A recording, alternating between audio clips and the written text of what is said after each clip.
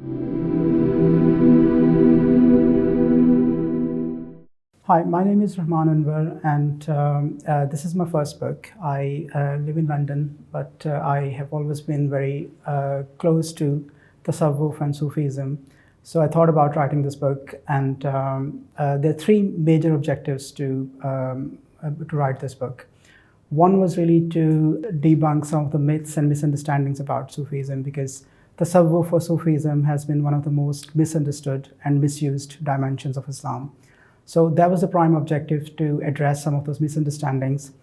And the other main reason to write this book was to highlight the gender dimension of Sufism, the contributions of women in the development of Sufism as Sufi saints, as Sufi teachers, as Sufi musicians, as Sufi scholars, and also to highlight the fact that among Sufi circles, Sufi poets, historically, they have been using gender, a very dominant gender voice in their poetry, just to acknowledge the contributions of women in this field. And the last objective was to really discuss some of the contemporary practices which are portrayed and perceived as tasawwuf or Sufism, but they are not Sufism, they're far away from it. So talking about Sufism, the criticisms of Sufism, I found that there are two major sources of these criticisms. One was from within Islam, from mainstream Islam,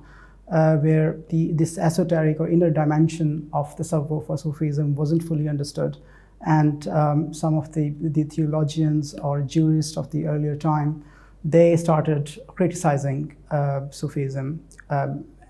But it intensified in the 18th century with the rise of Salafi and Wahhabi movements, when Sufi practices were banned and anti-Sufi narratives were propagated. And then we saw the attacks happening on Sufi shrines, and Sufi practitioners were targeted.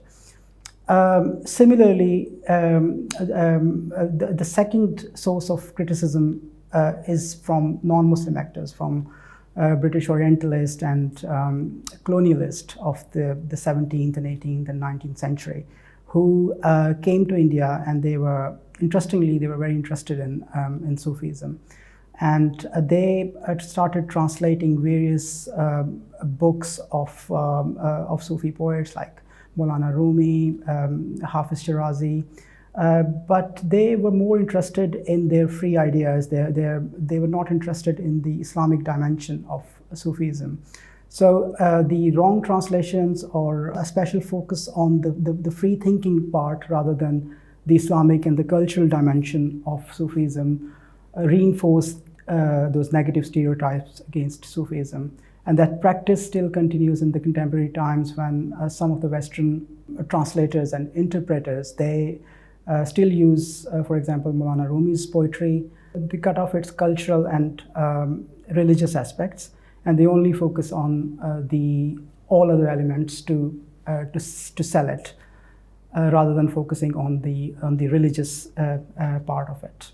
So like the name indicates, the Fundamentals of Sufism is basically about some of the basic definitions and concepts of Sufism, and what are the elements involved, what are the essential concepts of Sufism, what are some of the common myths that we hear about Sufism, and its gender dimension, its inclusiveness, and also the practices which are not Sufism, but they are deemed as Sufism, and in a way they promote negative stereotypes against Sufism. So Sufism or Tasawwuf is only the philosophical expression of Islam. So there's nothing in Sufism which is outside Islam. And when we talk about religion, there's always an exoteric and an esoteric dimension of Islam. Sufism deals with the inner dimension of Islam. And when we explore ourself, our personal journey, then of course Sufism helps us connect with the divine, helps us connect with our journey. And when we explore ourselves, it helps us explore the divine as well. So the underlying objective of writing this book was really to define Sufism or Tasawwuf in a very simple and plain language from a beginner standpoint. So people who want to learn more about Sufism, this could guide them to understand some of the basic concepts. And also to debunk some of the common stereotypes, some of the common misunderstandings about Sufism.